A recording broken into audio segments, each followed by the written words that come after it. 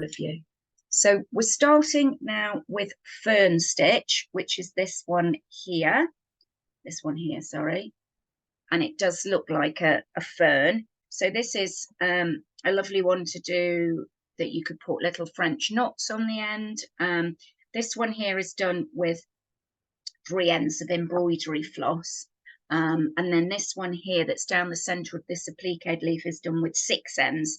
And it's got the embroidery, the blanket stitch around the edge of the leaf, and then the fern stitch down the middle. So again, this is on a sort of cut out already leaf printed fabric with the fern stitch down the middle. So it does look, it's an effective stitch, but fairly simple.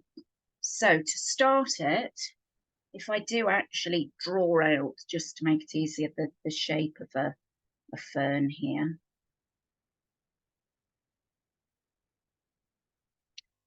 What we're going to do is we start just a stitch down from the edge of the stem there. So I come up and I go to the top point. So that's A to B. And then I go to the left prong,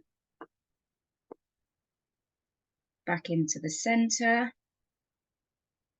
So it is just a series of straight stitches to the right prong, back into the center, and then you just repeat that sequence again. Down a stitch,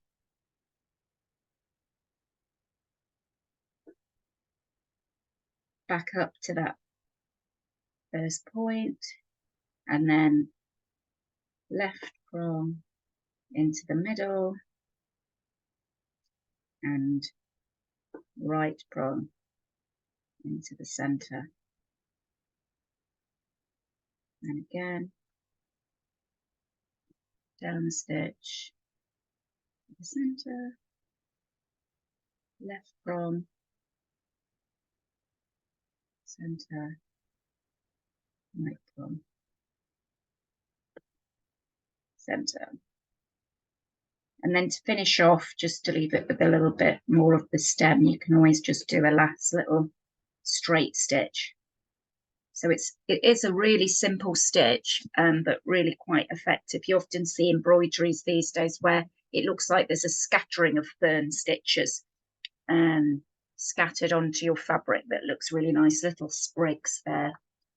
On this one here, I've done a few fern stitches around the edge there with the whipped wheel that we did last week as well, and you've got your fishbone on there as well, but it's just the dark green there shows you the fern stitch.